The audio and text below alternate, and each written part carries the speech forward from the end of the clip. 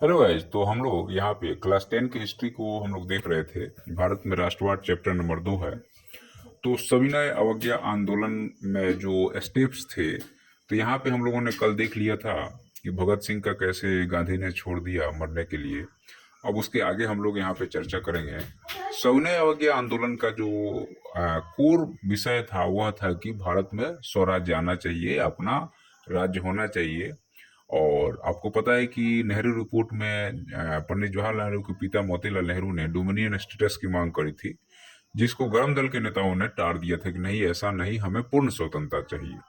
तो अब उसके आगे हम लोग चर्चा करेंगे कि गांधी इरविन समझौता जब होता है 5 मार्च 1931 को, तो इस समझौते का मुख्य बिंदु ये था कि सविनय अवज्ञा आंदोलन के दौरान जितने भी गिरफ्तार किए गए राजनीतिक कैदी हैं उनको रिहा किया जाए और नमक बनाने का हमें अनुमति देने का वादा किया जाए कि नमक हम फ्री होके बनाएंगे। पहले अंग्रेज इस पे टैक्स लगाते थे, तो इस टैक्स को आप नहीं लगाएंगे।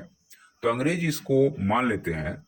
और तीसरी सहमति यह बनती है कि गांधी जी सविनय अवज्ञा आंदोलन को रोक देंगे, उसके जगह पे गोलमेज सम्मेलन में जाएंगे या भाग लेंगे, जहां पे गोलमेज सम्मेलन में भारत के हितों के बारे में बातचीत चल रही थी कि भारत में शासन कैसा होगा। अब दूसरा चीज यहाँ पे ये आता है कि द्वितीय गोलमेज सम्मेलन 1931 में होता है। और यहाँ पे जब गांधी जी 7 सितंबर से 1 दिसंबर 1931 तक लंदन में रहते हैं, और काफी वाद विवाद, चर्चा प्रति चर्चा होता है, वहां अम्बेडकर से विवाद भी होता है, और यहाँ से कोई खास हल नहीं निकलता है। तो गांधी जी वहां से जब आते हैं तो सविनय अवज्ञा आंदोलन को 1932 में शुरू कर दिया जाता है, और गांधी इरविन समझौता यहाँ पे विफल माना जाता है और कोई ठोस परिणाम यहाँ पे नहीं निकलता है।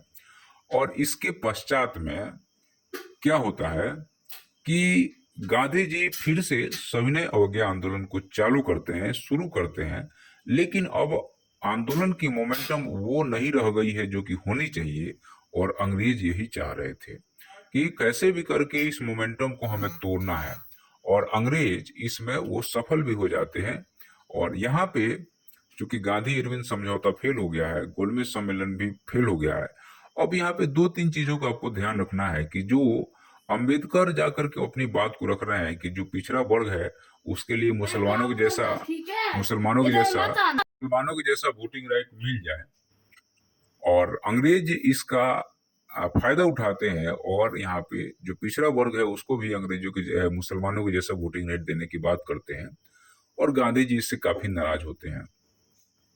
गांधी जी के आंदोलन करने के तरीका से भी जो गरम दल के नेता थे या जो कांग्रेस में युवा वर्ग थे वो परेशान रहते थे। कारण क्या था कि गांधी जी जैसे आपको असहयोग आंदोलन को गांधी जी ने चौरा चौरी हत्याकांड के बाद बंद कर दिया, और दूसरा यहाँ पे जो आपको गांधी इरविन और यहाँ पे आपको सविनय अवज्ञा आंदोलन को गांधी जी ने फिर से रोक देते हैं।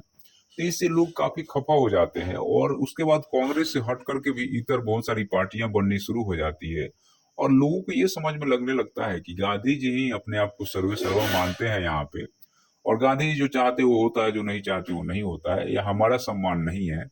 तो देखिएगा 1930 के बाद में बहुत सारी छोटी छोटी पार्टियां बननी शुरू हो जाती है, और वो अपने डिमांड को, या जो है सो कांग्रेस के नेता ही निकल करके इतर पार्टियां बनाना शुरू कर देते हैं। तो 1920 में कांग्रेस जो टूटा, 1930 में भी कांग्रेस टूटेगा, 1940 में टूटेगा। कारण यही है कि गांधी जी अपनी मनमानी कहीं ना कहीं यहाँ करते दिख रहे हैं। अगर गांधी जी चाहते तो शायद देश को आजादी बहुत पहले मिल सकती थी, लेकिन वो शायद ऐसा नहीं चाह रहे थे, या उसके पीछे कोई और